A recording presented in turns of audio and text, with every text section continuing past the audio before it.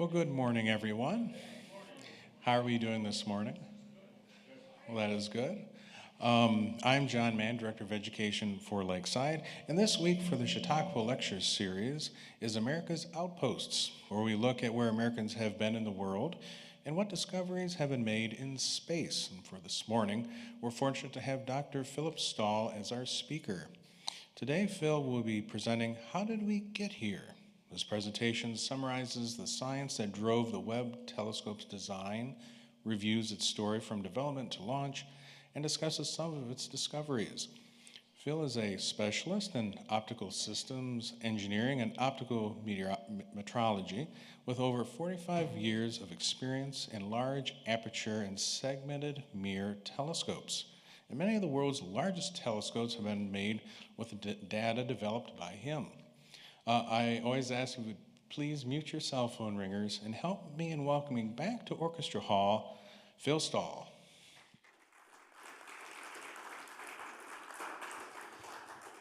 All right, I was just updating. I need to update the abstract a little bit. I'm not talking about everything we just said I was going to talk about because I've added new stuff. So how many of you have never heard me give a talk here? Okay, very good. So I'll provide. So for the 2 or 3 that you've heard me before, I've got about 15% new content. Did a little rearranging, but for the rest of the year, everything's new. I think they like to do background history. So I'm from the area. I grew up in Bellevue. Anybody know where Bellevue is? Yeah, okay, I grew up in Bellevue. So are you actually from Bellevue? No? Okay, so, and we have a family farm over there. Anybody come up from Columbus up Route 4? So as you're coming up Route 4, you go up and over the railroad pass. If you look off to the right, that's my family farm. On your way home, if you go up and over the railroad pass, you look off to your left. It's the family farm. Had it since 1890. My great-grandparents had a cottage in Lakeside from the 1890s until they all died in 47. It's Stone Throw's cottage over on the Bucky cottage today. And we've been back in since I bought back. My dad being a farmer, summers were work, but because I now am a scientist and an engineer and work for NASA, we bought back in 17, and so we've been back here since 17. We're normally here for a couple weeks during the summer, and so around July 4th, so I typically give these talks in the midsummer. But we were up getting all our landscaping in and flowers planted and all that. Additional information, so I did my undergraduate work at Wittenberg, majored in physics and mathematics, and then did my graduate studies at the University of Arizona in Tucson. Where's that? Who's the Tucson? Yeah. All right. Bear down. So you're not the pilot friend of my former boss? I am, sir. You are, okay. Yeah, so my cardiologist is from Michigan, and she always gives me, that rivalry with the team up north. That's where she did her med school. And so in our last visit is like, we won the big game, but then she went and said, well, but who won the NCAAs? And I said, well, once Arizona lost to who, I can't remember who they lost to, I stopped paying attention. They lost to Michigan. So anyway, we're going to talk about this. So like I said, I work for NASA, and NASA in the astrophysics division of NASA, in the astrophysics branch of the Science Mission Division, we are guided by these 3 questions. How did we get here? Are we alone? Where are we going, and are we alone? So how did we get here has to do with the evolution of the universe from however it started with the Big Bang to how it evolved and grew until we get to the point of what we can see today. Where are we going has to do with what's going to happen to the universe in the future. Is it going to just keep going, or is it going to collapse back down? And then the Are We Alone is the search for extraterrestrial life and other planets. And I'll be talking about that one this summer in July. So the Webb Space Telescope, I joined NASA in 1999 to work on the Webb Telescope. I was responsible for the design, or for the technology of how do you make and test the mirrors. And I used to talk about that whole process, but now that it's actually launched, I've switched over to talking more about the science that is coming out of the Webb Telescope. And so it launched Christmas Day, 2011. It's now up there, been up there almost 5 years, 4.5 years. Its mission is the goal was to have a 10-year goal. A requirement is a 10-year mission. The goal is a 15-year mission. We actually have enough fuel on board. We think it'll last about 25 years. Things at that area last a really long time. Here's some pretty pictures of how the telescope was put into the rocket. So that white thing is called a payload adapter fixture, or a PAF. And then you put the fairing over. So the Webb telescope was launched on an Ariane 5 out of French Guiana in South America, very close to the equator. We were originally planning to launch, the original plan was the Europeans were going to contribute the spacecraft, and we were going to launch it out of Canaveral on a Delta IV Heavy. But because of ITAR rules, we had to do it differently. So we gave them the payload, and they launched it, and they did a magnificent job. And because of how well they did, we had oh, there is some sound. So we had actually put some extra payload on board to accommodate in case we needed to do the burns to get it into the right orbit. But because they were so good with their launch that we didn't need to do that. I forget if this has a booby. I don't think it does. Oh, there it goes. So that was a pretty picture of the payload as it was being deployed. That was the last picture of the spacecraft. And this is then what it did, is the first thing we do is we open up the sun panels, the solar panels, because batteries only live so long in space. Where did my audio go, my video go? We had this problem earlier.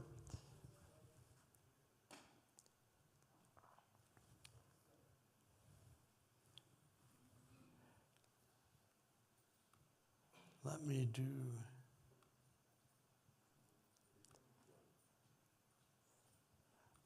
I'm going to go back to duplicate,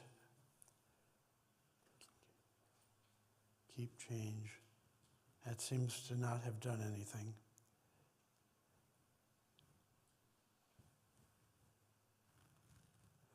That disconnected. That may be coming back. Okay. Let's go back.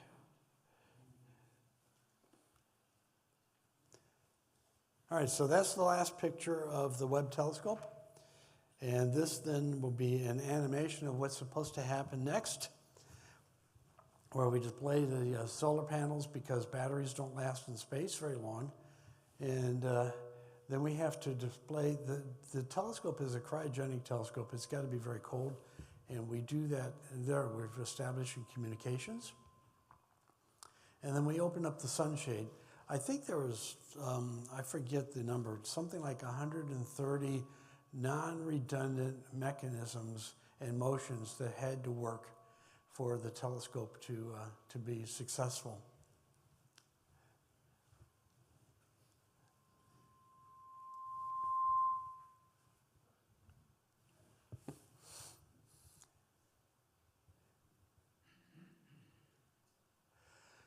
So that's the sunshade.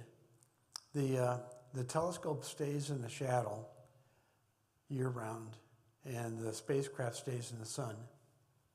We keep the spacecraft warm, we keep the telescope cold.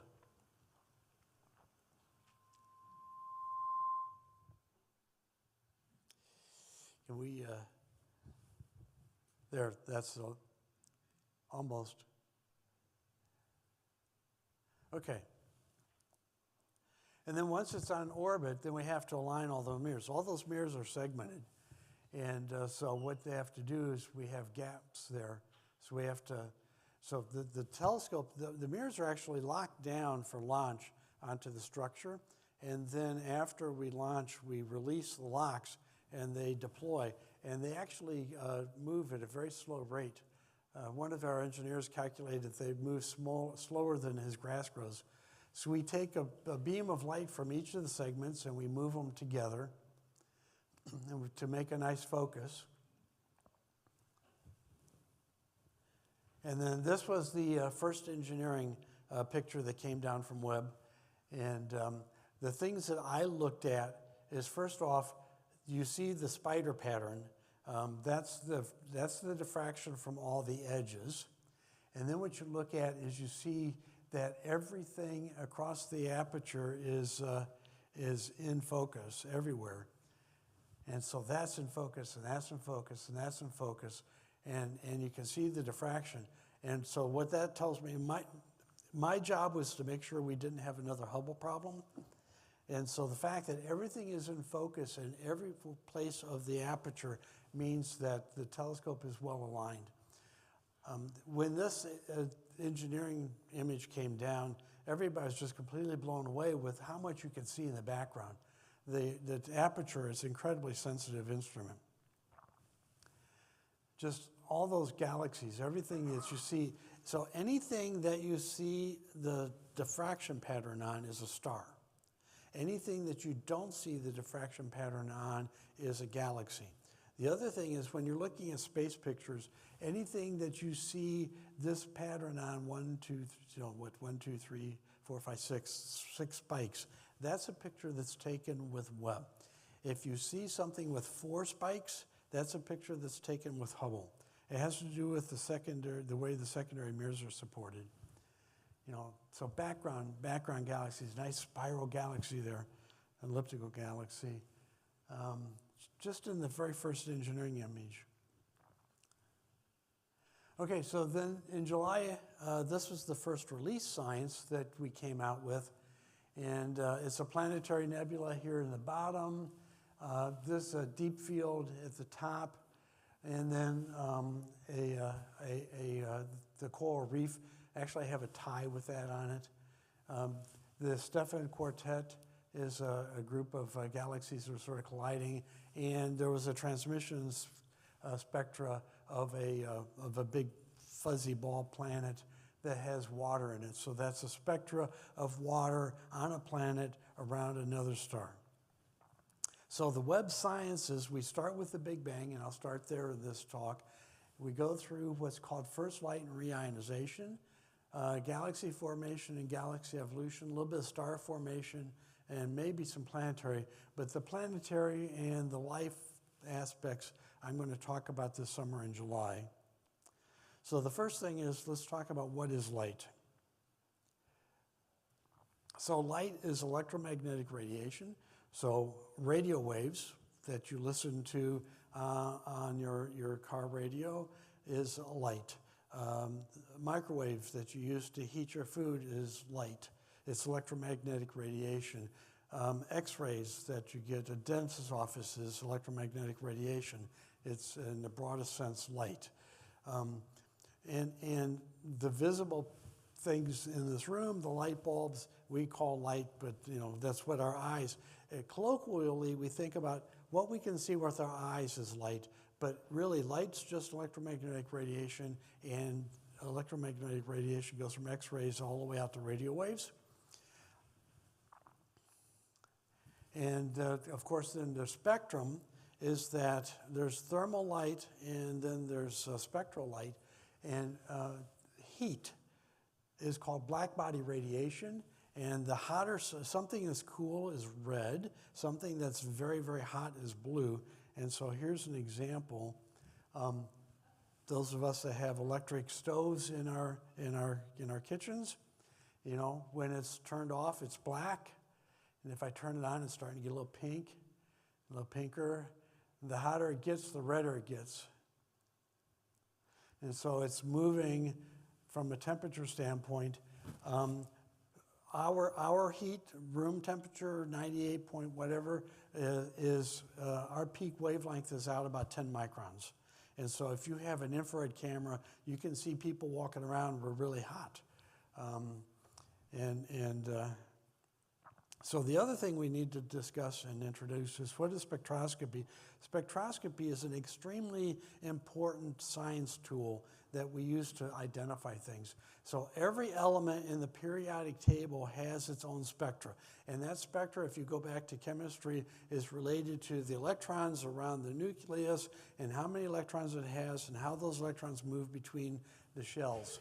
And so we can identify hydrogen and oxygen and nitrogen and sodium by their spectral lines, the lines that they emit. So if you've seen an arc lamp or a mercury vapor lamp, it's a bunch of mercury in an envelope. They turn on the electricity and it glows at a specific lines of spectra that gives you a specific color. The other thing is that I'll say there's absorption lines and emission lines. So if a molecule or an atom of a given element will emit light at a specific wavelength, it'll also absorb light at that specific wavelength. And so this is one of the things we can look at as light from a star moves through a cloud of dust based upon which lines get absorbed. So if we go all the way over to the right, if we put our eyeball all the way over to the right and we see we're missing specific lines, that's because there's elements that are absorbing those lines inside the dust. If we are looking at, put our eyeball down here at the bottom and we see specific lines, then we know that those elements are there because they've been emitted. All right, so I said Webb is the first light machine. So what exactly is first light? And why is it we're doing it? So it all started with the Big Bang. And actually, it got back in 1964, these Bell Lab guys were looking at doing communication in microwave and radio wave kinds of communication. And they built this antenna in New Jersey and pointed at the sky and heard a bunch of noise. And they couldn't quite figure it out. And what it was is they discovered the cosmic microwave background left over from the Big Bang.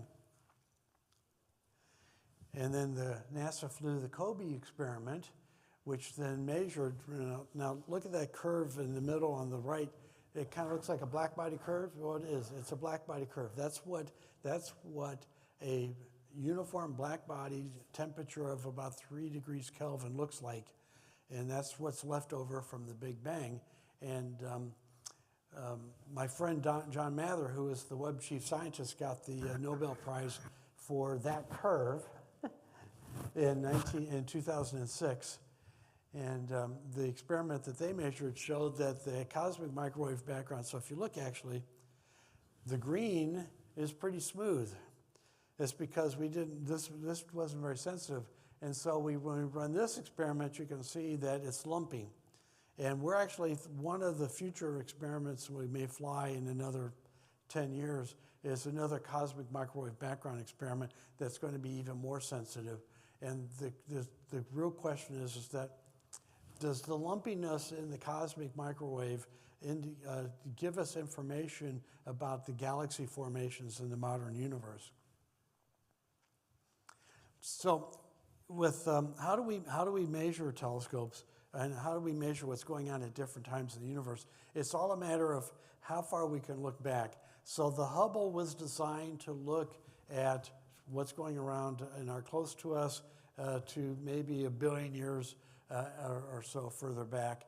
The microwave background stuff is looking at the things that are happening 300,000 to a few 100 million years after the Big Bang. And then there's this cosmic background which we couldn't see. The Hubble wasn't sensitive enough to see further back, and COBE was looking at the wrong wavelengths to see what's in the middle. So that's why we designed Webb.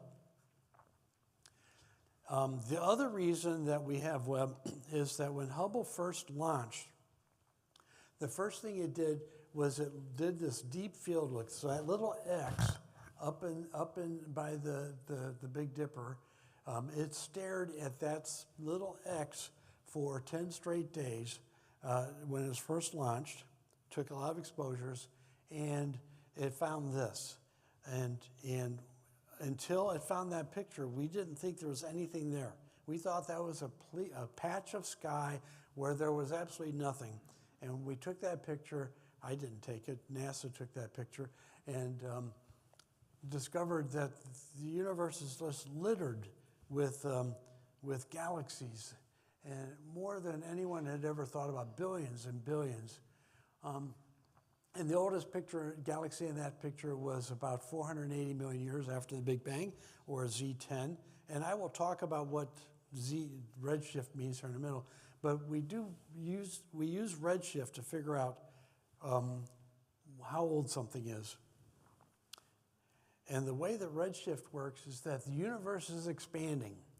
And so as the universe expands, space stretches, and things get further and further apart.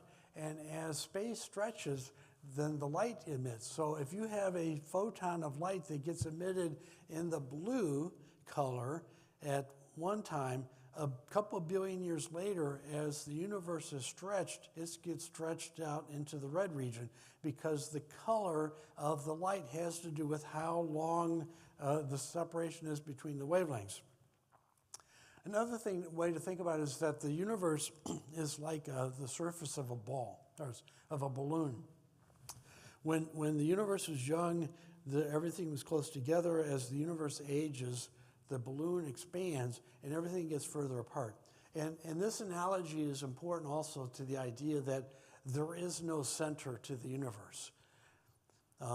You cannot point to somewhere and say that's the center of the universe. But so you can see is as the balloon expands, the wavelength gets longer and the color goes from purple to red. So that's what the redshift is, and we measure how old something is based upon the redshift, but it's not just the redshift of the light. I mean, we look at the redshift of specific spectrum. So remember, every element has its own spectral signature.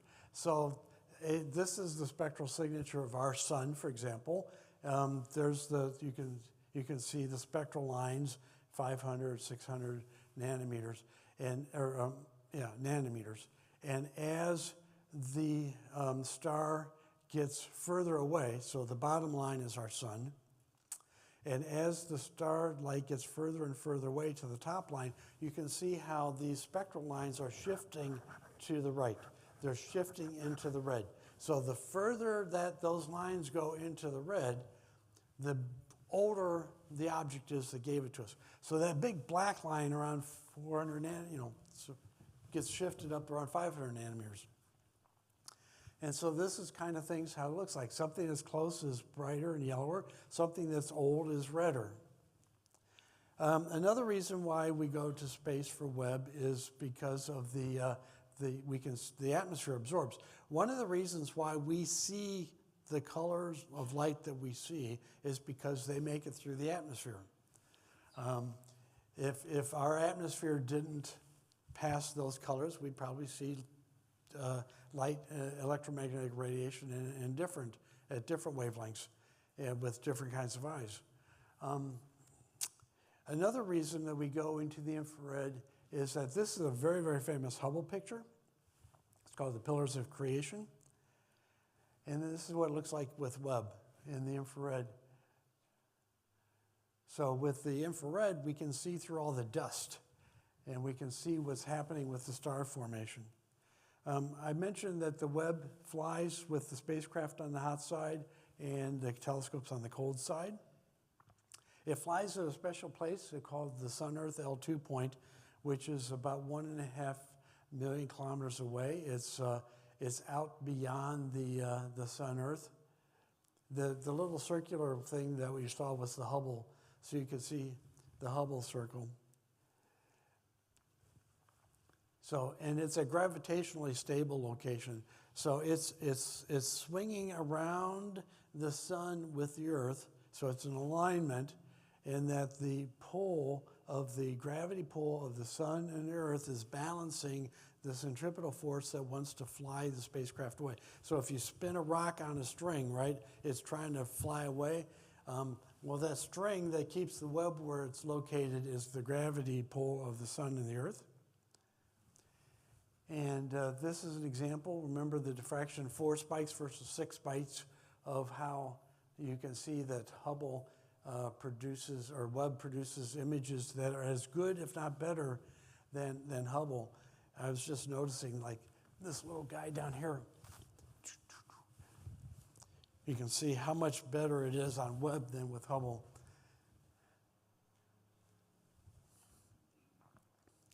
And then here's the field of view. So that little square up there, this is what Hubble sees, and this is what Webb sees. So Webb can see a really much larger area than Hubble.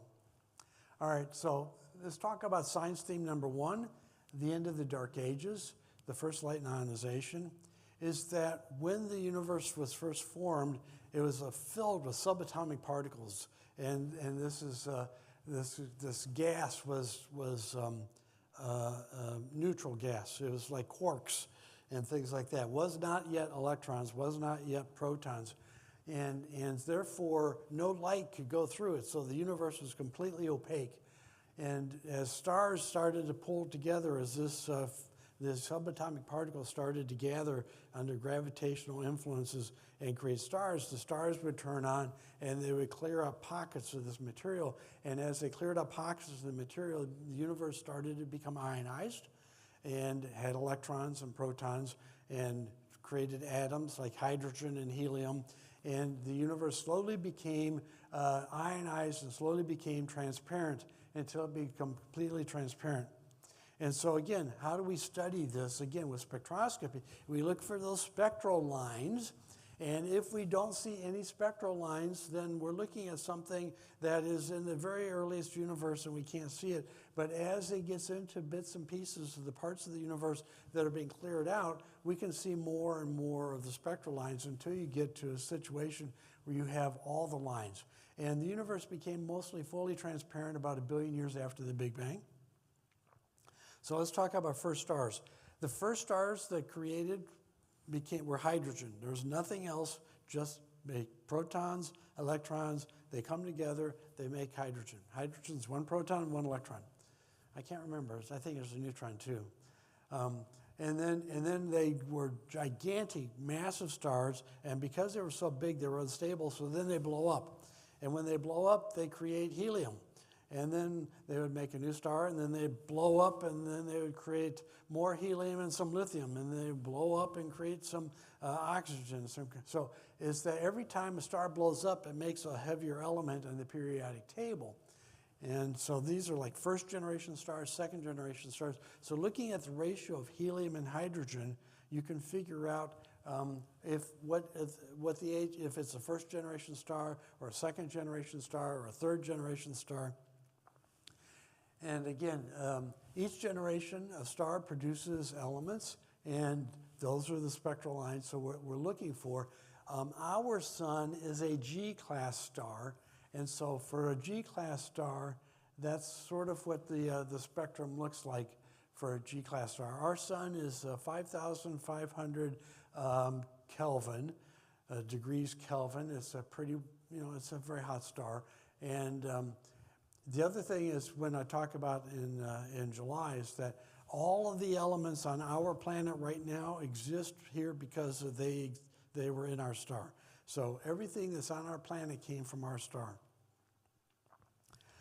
So before Webb, this was sort of the timeline that the astrophysicists were thinking about, is that the age of the universe was somewhere around 13, 14 billion years old. Or redshift. First stars started to turn on somewhere around redshift 14, 15, or somewhere around 280, 300 million years after the Big Bang. That's the top line. And that the universe was transparent by about 1 billion years after the Big Bang. So this is the Webb first extragalactic deep field survey. Used all the instruments on Webb, a near-infrared camera, spectrometer, and a mid-infrared instrument. We studied the Hubble deep field, and we're thinking we're not seeing any first stars, but we're seeing a lot of early galaxies.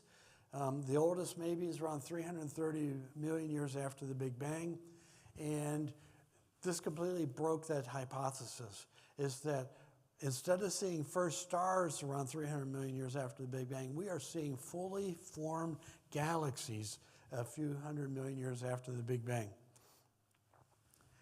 And the oldest one that we've seen so far as of the date of 25 is this little red dot, about 330 million years after the Big Bang, a redshift of 13.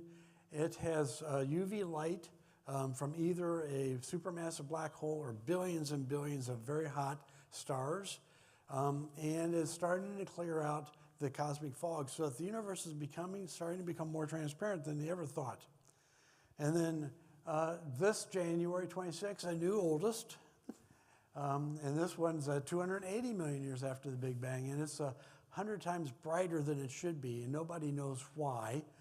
And it's really breaking all the science. And it has large amounts of nitrogen, which means that it's gone through several explosions to make nitrogen. And it's still clearing. So let's go back to 23. So this first study discovered thousands of galaxies that are existing in the universe before 600 million years after the Big Bang. Almost every single galaxy is showing unusual spectral lines. And so remember this vertical line, that's called the Lyman break. That's a very distinctive feature of hydrogen spectra that is primarily used for dating. So we look at where that edge is to get the redshift. And the redshift gives us the age of the galaxy. And we're also seeing second generation stars. 430 million years after the Big Bang, we're seeing stars that have helium in them. So, and this particular star has a supermassive black hole in it, which, all right, so, and so here's spectra of a galaxy 700 million years after the Big Bang. Oxygen, hydrogen, neon. And then there's this thing that they found, these are kind of a weird thing, they're calling them green peas. Very early, but they have a specific spectral signature of a ratio of oxygen and neon and helium. And at that ratio, and they're now like 30%. Recently, the one with 30% of oxygen, 20% oxygen, 30% oxygen, a lot of oxygen. And clearing out the cosmic fog, remember the reionization is a fundamental Webb question.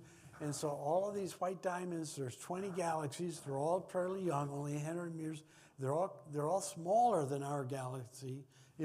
There's 200,000 times smaller than our Milky Way. So they're very small, but they're making lots and lots of stars, and those stars are blowing up a lot. So strong oxygen signatures. All right, so I'm going to go through about 10 charts here. Little red dots. Little red dots are breaking everything. So everywhere Webb looks, we're seeing little red dots. There's 600 million years to 1.5 billion years after the Big Bang.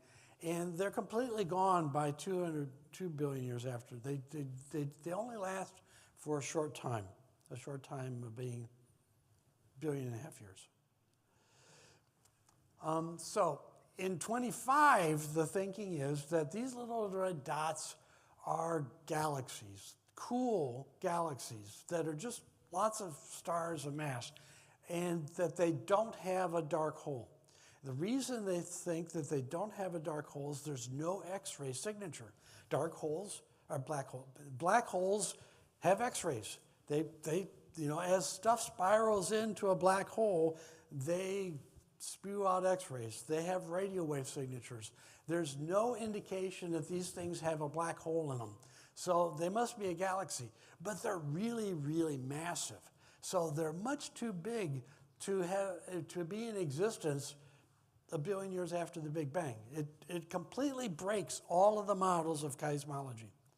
So 6-9 months later, here's what the thinking is. Maybe these are primordial black holes, after all, left over from the first fraction of a second of the Big Bang. These were actually predicted by Stephen Hawking. I actually like to think about the black holes as not being created by the Big Bang, but that it's, after the Big Bang, there's a period, it's called the expansion, where the universe expands very rapidly and then it slows down. And I like to think about these primordial black holes as just bits and pieces of the Big Bang that never fully expanded and didn't reach escape velocity and then fell back in to a black hole. But these are so red, so compact, so bright that they've decided they must be ancient black holes. And they're 50 times the size of our solar masses. And they must be, there's a shell of hydrogen gas that's around them that's spiraling in, and that gas is getting heated up, and what we're seeing is the gas being heated up. All right, another September 25 thought is that there's 300 very old red dot objects that are much brighter than they should. This is another, so all of those red dots, September. So now January of 26, we're now a year later, this is only a few months ago, the thinking is, well, maybe they're baby black holes. Is that the spectra indicates, again, that they're rapidly growing black holes surrounded by a small dust cloud, and that dust cloud of that galaxy is absorbing all of the X-rays that would come out of the black hole. So the X-ray coming out of the black hole, as stuff falls into it, is getting absorbed by the dust of the galaxy, and the X-rays are then heating up the galaxy and causing it to glow in the red, and making it look much bigger and brighter than in reality it really is. So the idea is that the little black dot is obscured, and that the little black dot will then disappear once the black hole has completely carved out the center. So March theory. Maybe these are first stars. Webb was supposed to go look for first stars. Maybe what we're seeing are the first stars. Maybe they're not galaxies. Maybe they're not black holes. Maybe they're just one of these gigantic, huge hydrogen stars because there's no X-ray spectra. Again, it can't be a black hole. They only show the spectra for hydrogen and helium, so they're very primitive. They don't have anything other than hydrogen and helium. So maybe they're just really, really, really big stars that are, all right, another March theory, well, maybe they're baby globular clusters, which is a bunch of mass and stuff that's coming together to form a globular cluster, and each one has its own spectra. So one of the things about these red dots that's really odd is that they have a strong blue signature and a strong red signature and nothing in between. And so the idea of this V-shaped spectra, the idea of the argument was, well, maybe what you're seeing is you're seeing a galaxy that has a lot of really young, hot stars that are going to be putting off in the blue, and you got another galaxy that's putting off, that's kind of cool, and it's off in the red, and they're coming together, and what we're seeing is actually 2 or 3 different things merging together. All right, April. We're still on this idea of merging galaxies, so maybe it's this merger of some galaxies with different spectral signatures. All right, another April theory, we're back to something called a relic black hole, back to black holes. And a relic black hole, the idea is that one idea is the universe, so Einstein used to think that the universe was static. And then Hubble and discovered that the universe was expanding. And then it was discovered that the universe is not just expanding, it's accelerating.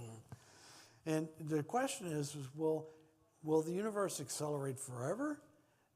Or will it slow down and stop and come back?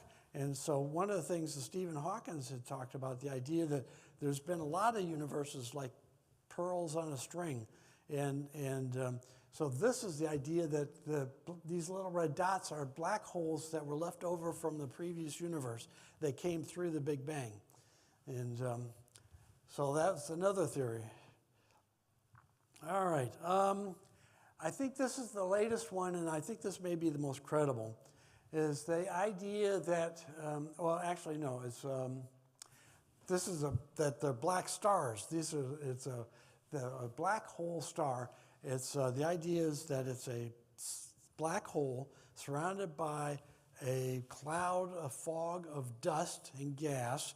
It's a single object. It's not a galaxy. It's just a single object. And all of this stuff is starting to fall down, spiral in 1,000 kilometers per second. And where we're at is that purple thing, that X-ray thing in the top, is 10 years ago, Chandra X-ray telescope took a picture of this spot of sky and found an X-ray signature. And when Webb took a picture of this spot of sky, we've got this little red dot, they line up. And so and this X-ray signature was very unusual in that it was similar to a quasar, which is a very active black hole, but different. And so the idea is that this is maybe a late stage little red dot where we're starting to be able to see the black hole inside as it consumes. And so now we come back and we look at this. Oh, that's a typo. That should be a little red dot, not a little blue dot. But, and they get from about 1 billion years after the Big Bang. This is much brighter. It's the idea that this may be a galaxy in transition, that as it's starting to grow, it's starting to change its spectra. And that's another typo. Should be a little red dot to galaxy. This is from January. And what they do is they've found 4 different examples of this in this data frame. And the picture on the right is the key thing, is that a quasar, which is a very active black hole that's spinning and sending out all kinds, it's because it's spinning so fast, it's got a broad spectral line. Whereas these little 4 objects, their spectral line is very narrow, which means that their gas is not falling into the black hole. It's not spinning at 1,000 kilometers per second and falling into the black hole. What we have is we have a very early universe with a black hole in the middle, and everybody out in the suburbs is kind of leisurely moving around, creating planets, creating stars and future planets. All right, so that's the little story. So I forgot that I was going to say the preamble. So the whole purpose of that little black dot story is to give you an idea of this is how science works. You know, I should have said that at the get-go, but this is how science works. We don't really know how things necessarily work. We ask questions, we put out hypotheses, we test the hypotheses, we change our mind. You know, it's okay to be a scientist and to be wrong. It's how we move. So let's talk about supernova. So Carl Sagan was very famous. So I'll move through the rest. We'll get done in here in about 15 minutes, and we can have lots of time for questions. That we're all made up of stardust. We said that elements are made when stars blow up. So Carl Sagan said we're made up of stardust. So this is what it looks like when a star blows up. This is some Webb data of this supernova that blew up in 1987. And the picture on the right is a mid-infrared picture taken with Webb that you can see the little dot in the middle is the neutron star that was created when this star went supernova. And the other thing is that the Webb has able to see lots of detail in the shock waves as the shock wave from the star explosion goes through the ejected matter. So this is a star that's about to blow up, and what you're seeing is that as it gets ready to blow up, it starts to shed its outer skin, like a snake sheds its skin. A star, as it expands, it sheds out its outer skin, and then when the star finally blows up again, then you see the shock waves going through those dust. And back to spectroscopy, Ben, where does the dust come from? Where do we get our beach sand? Our beach sand comes from exploding stars. So this is an exploding star, and we've done spectroscopy on the dust, and there's 500,000, there's 5,000 times more dust from that exploding star than we have than the size of our Earth. And inside of these exploding stars, when we do spectroscopy, the red-orange is warm dust. The pink is oxygen and argon and neon. And so we color code the different spectra so you can see how these blowing up stars create different elements. Here's another one. This is the Crab Nebula. And the white smoke is electrons. So those are electrons moving around in electric field lines. And again, we get that from spectroscopy. So this is this was a neutron star that exploded. The explosion of a neutron star is a kilonova. It gets measured with the gamma rays. So the Fermi telescope looks for gamma rays, and when it sees, boop, there's something bright over there, it tells every other telescope, go look over there. So a shiny object, go look over there. So we go look over there, and we see this thing. And Webb took a spectra of this and found the element beryllium. Beryllium is very high up on the periodic table. Very hard to make beryllium. It required second brightest gamma ray burst ever seen. That's how you get the really big stuff. So here's this is the supernova that Webb has seen. This is dated June 24. There's 80 objects in this image that changed brightness because the star in their galaxy went supernova. And the circles are stars that either appeared or disappeared in the year between two images were taken of this space. So we're finding 10 times more supernova blowing up in the early universe than was expected. So let's talk about black holes. Near-infrared takes, this is the Webb picture, or the Hubble picture, and inside this Hubble picture, there's 47 objects that are very old. This is then data taken with Chandra, and every one of those yellow circles has got an X-ray signature, which means every one of those little circles has got a black hole. And so all of these young galaxies have black holes in the middle. This one is from 750 million years after the Big Bang. That's that little red dot, so more little red dots. That one has a black hole. So maybe one way, how do we get black holes? One way the black holes I said earlier was that it's a piece of the early universe that never fully expanded and came back into itself. Here's another way, is that here is a star, a very big star that blew up but didn't.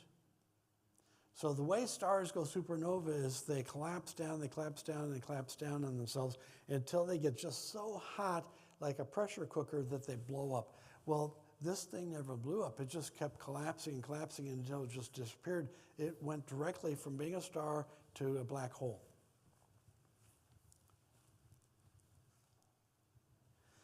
And so again, all of those circles are stars that disappeared or appeared. I guess that's a repeat. I didn't realize I had a duplicate. Okay, so how do galaxies form? There's this thing called the Hubble sequence, where you start out as an elliptical galaxy, and then you can either go into one of these spiral galaxies. And how do they form? Well, they form by collisions. So this is some Hubble data before Webb. So this is what we're seeing before Webb, is that very ancient things are kind of fuzzy and blurry and kind of irregular. They describe, and one of the things we can figure out how things are rotating. So yesterday I was out sailing and a helicopter flew over, right? And as it came over, it was going, the beating, beep, beep, beep, beep, beep, and as it went over, it was like a racetrack. The Indianapolis 500, if you watched the Indy 500 on Sunday, the race car coming forward, so it's the Doppler effect with sound and the Doppler effect with light. So a part of a galaxy that is spinning towards us is going to be shifted to the blue. a part of the galaxy that is spinning away from us is going to be shifted into the red by a Doppler effect. So when we look at a galaxy and we take the spectra of the galaxy, we can see if it's spinning or not. So here's some web data. Again, what we can see is that much more detailed. We're seeing evidence of spinning structures and collisions and lumpiness and elongation.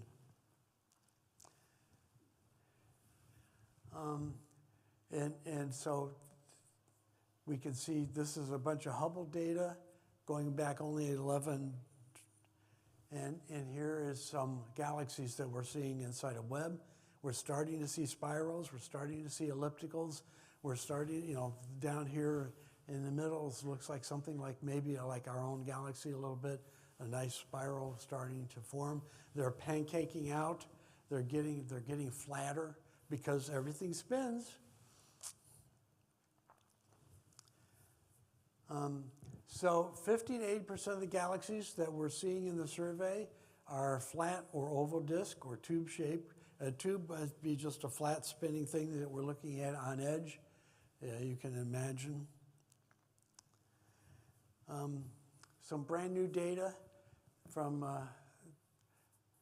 that actually it's a new chart I had. It's not new data, but there's 18 galaxies here after the Big Bang that are very rapidly forming new stars. And they have, you can see some evidence of starting to rotate disks, but I think you can also see like there are 2 or 3 galaxies together, they're starting to come together, they're colliding. So gravity pulls them all together.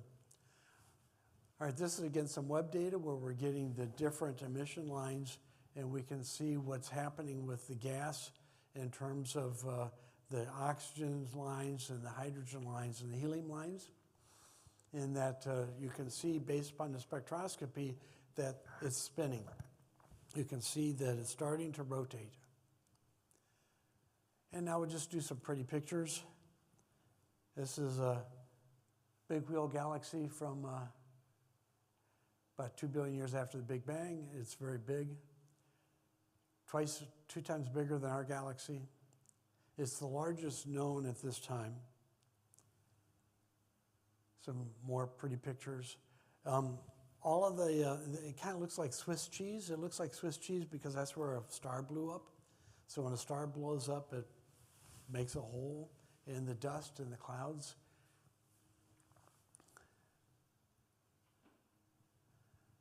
Here's a couple of galaxies that are going to collide. Here's another, this is the white galaxy, the elliptical galaxy, is called the egg, and it's older and it doesn't have a lot of gas, and it just flew straight through the penguin, and it distorted the penguin, but it didn't change the white galaxy very much. Here's another galaxy collision. It's producing 24 sun-like stars every year. A new supernova every few years, and our own galaxy is not making new stars very much. 2 stars a year with maybe 1 supernova every 50 years. So one of the things that this is that we're looking at, you can identify where the black hole is with the spectra. So we can find out where the black hole is with these galaxies by looking at things in the U visible and the infrared with different telescopes. We can figure out what's going on inside this collision. Just some more pretty pictures of the collisions. This is I'll touch on this, is that galaxies don't exist by themselves. They exist inside of clusters. So you can have clusters of galaxies, and these clusters of galaxies actually reside on rivers of dark matter. And so the entire universe is filled with channels of dark matter that these galaxies, and where these channels cross over, that's where the galaxies tend to form. Here's an example of a dark matter bridge between 2 galaxies clusters. So there's a cluster of 6, 8, 12 over here and another 6 or so over there, and you can see that bridge of the dark matter that's connecting them. This is actually 2 galaxies that move through each other, and the blue is the dark matter, and the pink is the hot. So you can see the pink gases that are kind of bumping into each other, and the dark matter that is not really doing much. All right, so let's talk a little bit about stars and how planetary systems. So I showed you this picture, and I showed you that picture, and this is a new picture. This will be Hubble versus Webb.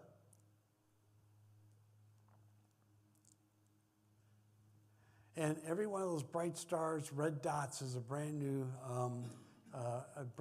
star that's been grown that's previously unseen. So with Spitzer, here we have the mountains of creation. So each one of those square dots over there, square boxes over there, is a star that was created. And then each one of these yellow circles on the right is a new star that's being born. And the way this works is that the old stars have solar wind that's compressing the dust, and as it compresses the dust, new stars are formed by this shock wave. So the star on the right has got solar wind that's pushing into the dust around it at 24,000 kilometers per second. And so if you have then a dust cloud, if you create a star inside a little pocket, it blows out a pocket, and as it blows out that pocket, it compresses and it makes more stars. And so this little pocket here is being made of, and here's another one pocket. Each one of those blue pockets is hot gas expanding from a young star and creating more stars.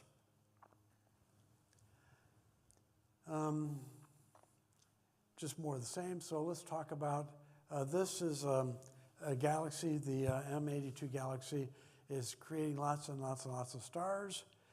Each one of the green specks has got iron. We need iron. All of these nebulae have all the chemicals we need for normal biological life. And Webb, we're starting to look at chemicals. We're seeing species. So the most important, and I'll touch on this again in July, the most important elements that we need for life on this planet: carbon, hydrogen, oxygen, nitrogen, sulfur, and also I think phosphorus, and simple amino acids. And what we are doing is we're taking spectra of the clouds of dust out there, and we're finding these elements, and we're finding organic molecules out in space.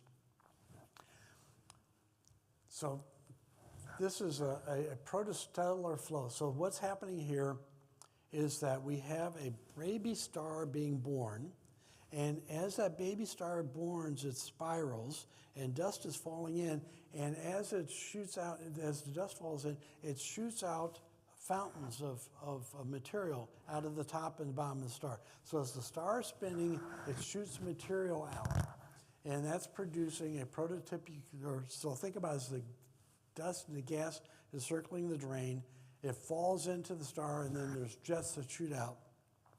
Here's another image. This one will become a star like ours with a G-class star. And before I go to that, go back.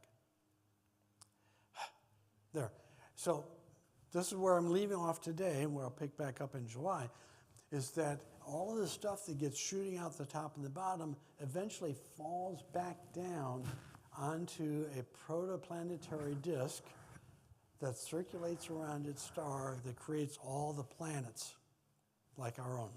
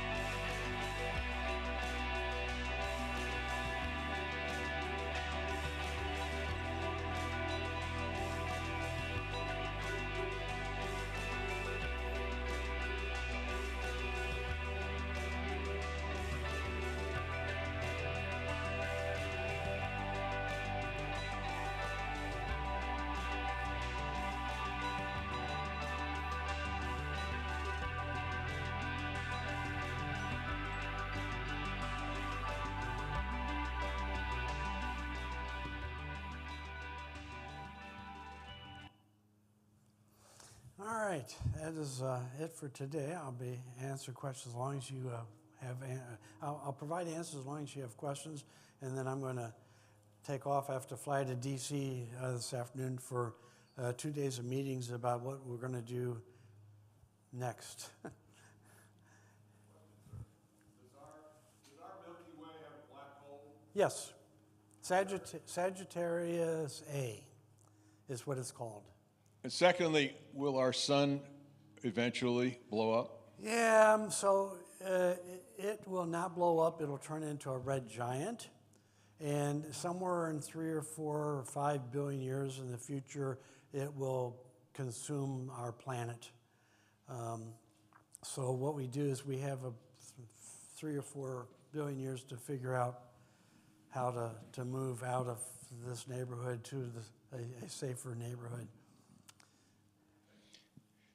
So Phil, with the Webb telescope, how far from Earth are we seeing the most distant stars and locations? Well, we don't measure in distance, we measure in time.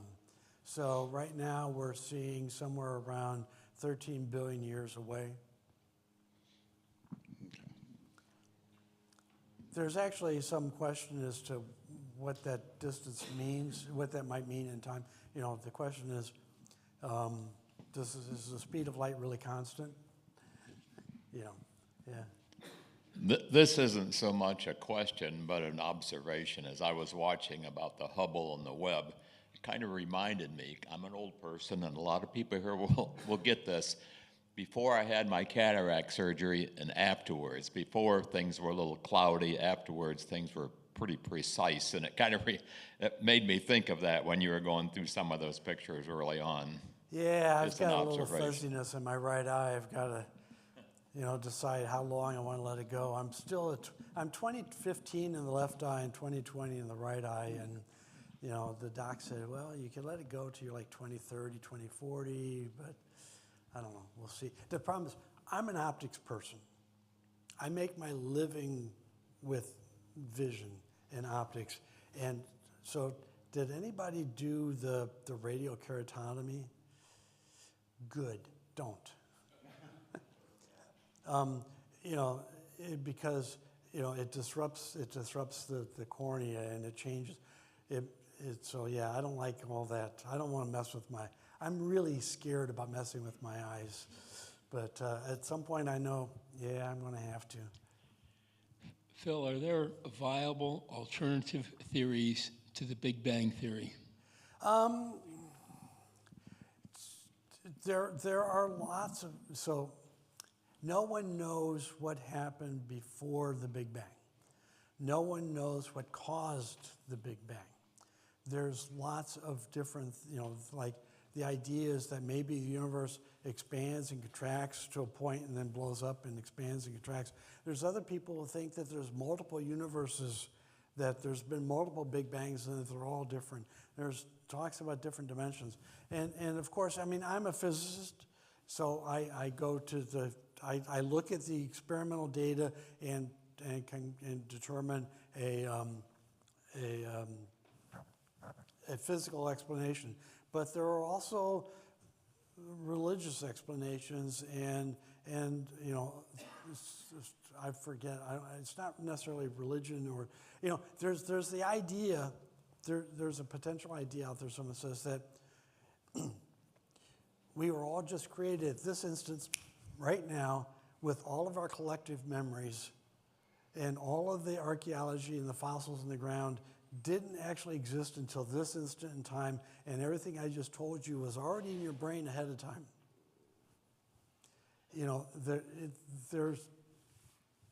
It's just like somebody accused the astronauts of faking the flight around the moon.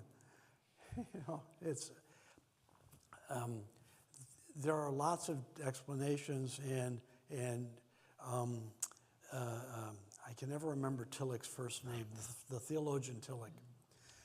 Paul Tillich. Paul Tillich always says that the simplest explanation is generally the one that's most correct. Yeah.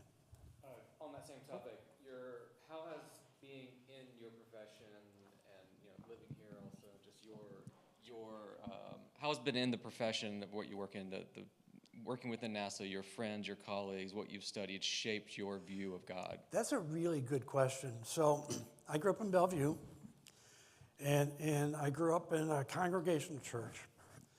And I'll make a little derogatory joke. So with the congregational church is that you could believe anything you wanted to believe as long as you wore a wool suit on Sunday, every Sunday. And growing up in the Northern church, God is love. It's different in the South. It's a lot different in the South, in Alabama. In the Northern church in Bellevue, the Baptists were kind of a fringe group. In the South, the Baptists are the dominant group. And it's very different in the South. And the hymnals are different. The songs that are sung are different. I'm being a little derogatory. In the South, it's almost like being in a Jesus cult. Is that Jesus is more important in the South than God. So when I moved to the South, I had to start studying. So I read Tillich, and I read Schweitzer, and I've read a lot of theologians, and I like to say is that it's one thing to be indoctrinated into what we're taught as children. It's an entirely different thing to study. And I think that the role of the ministry, it should be not to tell us what you should believe, but to tell us how to come to an understanding. Do you think about this? Well, here's what the theologians said about this. You think about this? This is what the theologians said about this. It's really a very complicated question. And I think that one of the things is that there were some Jewish theologians that had the concept that God is like a statue. The Jews have their high holy place that you go into. And a Roman general once said he went into this high holy place and there wasn't anything there and he didn't understand. There should have been an idol or something of the emperor that he could worship. And he says there's nothing. And the Jew says that God is like, you have a relationship with God. As you walk around, every time you look, you see something different. You turn and you see something different. Is that God is different, is individual to the needs of the individual. And that some people see God as a king. Jesus saw God as a father. Others see God, is that if you look through the Bible, there are many, many, many different references to God as a different kind of entity based upon what the person needs. And I'm coming back to Tillich. I like Tillich. Tillich defines God as the ground of being. God is not a being, but God is being. So God is not an entity, and the Methodist book, God is not male or female. It's not something of a physical form. I was raised to think about God as an anamorphic figure sitting on a throne somewhere, and when I did my confirmation, I gave the sermon where I basically said I don't accept that, and my grandfather said, "Well, that was interesting." But you were wearing a wool suit. Huh? You were wearing a wool suit. I was wearing a wool suit, absolutely. So I come back to Tillich. God is not a being. God is being. That's a long answer, but you have to get there. Yeah.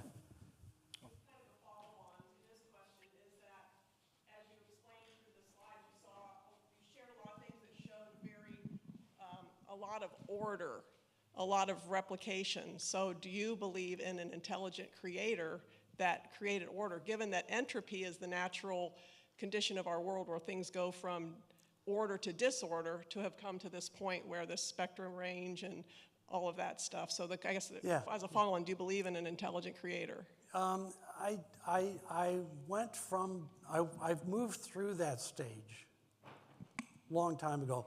I moved through that stage probably in the 80s. And the more I learned, the more is that when I moved to the South, they tried to make the argument about, did a golf ball evolve? And actually a golf ball did evolve. But they're saying things are so complicated. And the point is that evolution is not random. Evolution is not a statistically random process. It's actually it's a colloquialism called like a drunken walk. Is that you don't go back to the same point every time and make another. Is that you're here and you make a move over to here, and then you make another random motion. So it's a random motion through time, but you're not always going back. And so again, I'll talk about this summer. So there are billions of planets in this galaxy that are like ours. Maybe only 1 or 2 of them have life, but there's a billion different opportunities to try and create something, for something to evolve. But it only happened here, maybe, or it only happens in 2 or 3 places. But again, there's room for all different explanations. Yeah. I see this is all says .gov. So how is your funding? Does it change from administration to administration?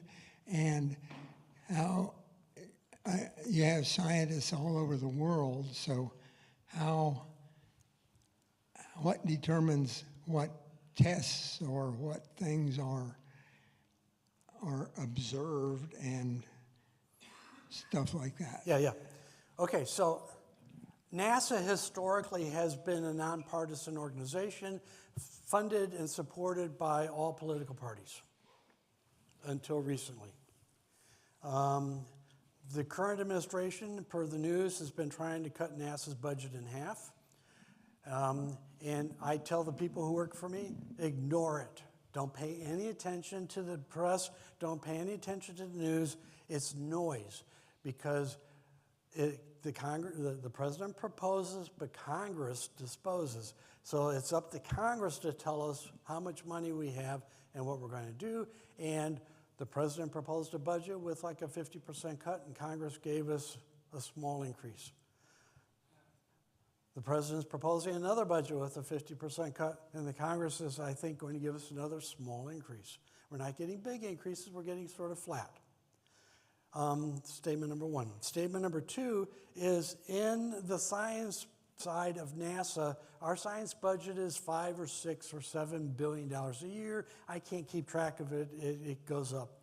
But the thing that's important to note is that the NASA science budget is bigger than the science budget of any other country space agency in the world, all put together.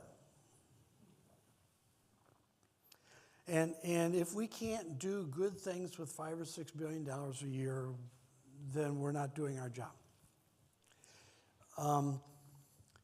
So the purpose of NASA is to do things that no other country in the world can do. We do big things. We do expensive things. But we don't just do what we think we want to do.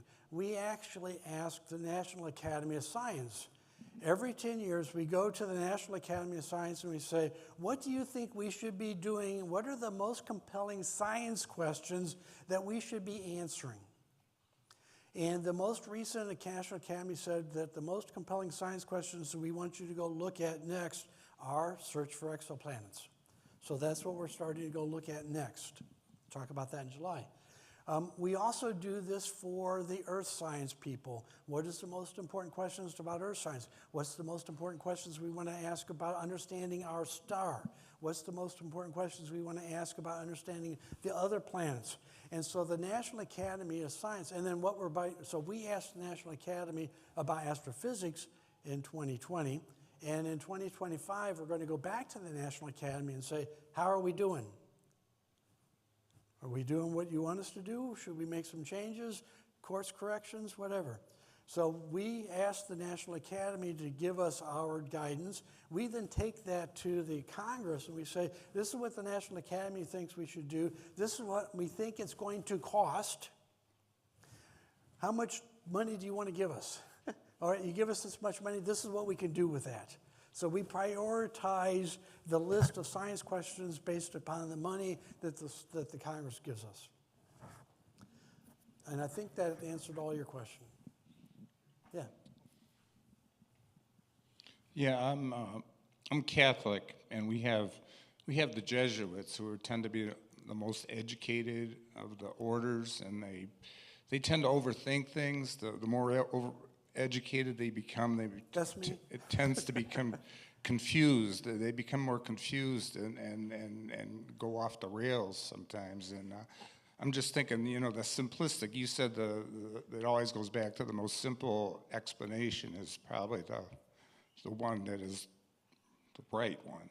So I don't know. It's just I think it's great that you guys do all this thinking about all this space and all these stars and everything. It's great, but I don't know. I always tend to go back to the more simple explanation of the whole formation of things. It works. So my wife was raised Catholic, but we converted to Methodism when we got married. We were in Rome many years ago. We went to St. Peter's, and I can't remember which pope. I think it was John Paul. And even though I'm not Catholic, the feeling of the crowd when the Pope comes out on the balcony is palpable. You're standing there. You can barely see this white figure up there in the balcony, but you obviously know it's an important person in the world. Back to some of the determination from the web. Is there an estimate of the number of galaxies that have been spotted through the web? Oh, no, billions and billions. Yeah, yeah, it's a lot. I mean, just and there's like billions of stars just in our own galaxy. I think there was a question here. Did you still have a question? No.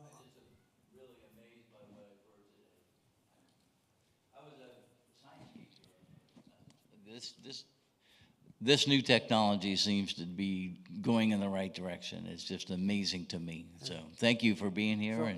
So where did you good luck. teach? Shaker Heights Middle School. So I am a physicist because I had a physics teacher in high school. And Ron Meyer, Mr. Meyer, and I went off to Wittenberg and I was going to become a physics. Actually, when I went to Wittenberg as a freshman, I thought I wanted to be a lawyer and a patent lawyer, and I took political science, and I decided this is just totally stupid. I couldn't deal with it. And physics was the hardest thing I could take that wasn't boring. And so I took like 14 physics classes and 11 math classes at Wittenberg, and I was going to be a high school physics teacher. And I was all set to do my student teaching in the spring of my senior year, and I got a summer job at Wright Pat. And I started working as an engineer, and the guys at Wright Pat somewhere halfway through the summer said, "We like you," and they gave me what's called a 1040 appointment. I had 1,040 hours, and Wittenberg said I could, so they paid me. I was a GS7, and I worked 20 hours a week through my entire senior year, and Wittenberg gave me academic credit for that as an internship. And I graduated then at the end, I finished up at the end of winter quarter, and instead of student teaching, I went to work at Wright Pat, and then I went to grad school, and 30 years later, I went to Worcester, so yeah. we're friendly rivals. Yeah, all right, yeah, actually, I said 30 years, it's actually 50 years. I graduated high school 51 years ago. Yeah, time flies. Well, thank you very much, Phil. Yeah. Thank you.